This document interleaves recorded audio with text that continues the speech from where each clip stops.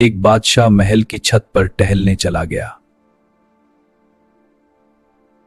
टहलते टहलते उसकी नजर महल के नजदीक घर की छत पर पड़ी, जिस पर एक बहुत खूबसूरत औरत कपड़े सुखा रही थी।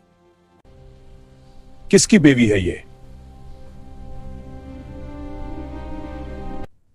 बांदे ने कहा, बादशाह सलामत, ये आपके गुलाम फिरोज की बीवी है। बादशाह नीचे उतरा। बादशाह पर उस औरत के हुस्न और जमाल का सहर सा छा गया था। उसने फिरोज को बुलाया।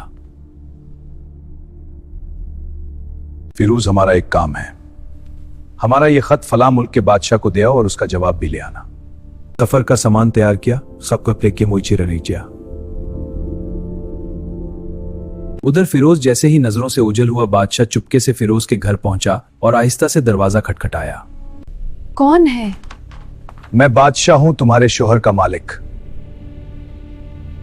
आज बादशाह सलामत यहाँ हमारे गरीब खाने में। मैं यहाँ मेहमान बनकर आया हूं। फिरोज की बीवी ने कहा, मैं अल्लाह पाक की पनाह चाहती हूँ आपके इस तरह आने से, जिसमें मुझे कोई खैर नजर नहीं आ रही। अरे लड़की, शायद तुमने मुझे पहचाना नहीं। मैं बादशाह हूं। फिरोज की बीवी ने कहा, बुजुर्ग कहते हैं शेर को अगरचे जितनी भी भूख लगी हो वो मर्दार नहीं खाता। और कहा, बादशाह सलामत, तुम उस कटोरे में पानी पीने आ गए हो जिसमें तुम्हारे कुत्ते ने पानी पिया है। बादशाह इस औरत की बातों से बड़ा शर्मसार हुआ और वापस चला गया, लेकिन अपनी कोई चीज वहीं भूल गया। बादशाह, आपकी चीज। फिरोज को रास्ते में याद आया कि खत तो वो घर पर ही छोड़ आया है। फिरोज घर पहुंचा तो तकिए के नीचे से खत निकालते वक्त उसकी नजर उस चीज पर पड़ी जो बादशाह जल्दी में भूल गया था। काम खत्म करने के बाद बादशाह ने इनाम के तौर पर उसे 100 दिनार दिए। फिरोज बाजार गया और कीमती कपड़े और तहाइफ खरीद लिए। ये कपड़े कितने के हैं? ठीक है, ले लूंगा, खुदा हाफिज। फिरोज ने बीवी से कहा, चलो तुम्हारे मेके चलते हैं।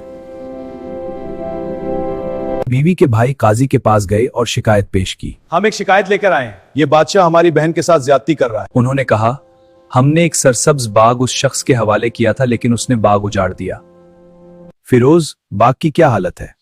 फिरोज ने कहा, मैंने बाग पहले से बेहतर हालत में वापस किया है। मैंने बाग इसलिए छोड़ा क्योंकि इसमें शेर पंजों के निशान देखे थे। बादशाह ने कहा, फिरोज मुतमईन होकर अपने बाग में जाओ। शेर आया था मगर वो ना कोई पत्ता तोड़ सका ना कोई फल खा सका। यूं फिरोज अपनी बीवी को वापस ले आया और किसी को भी असल माजरा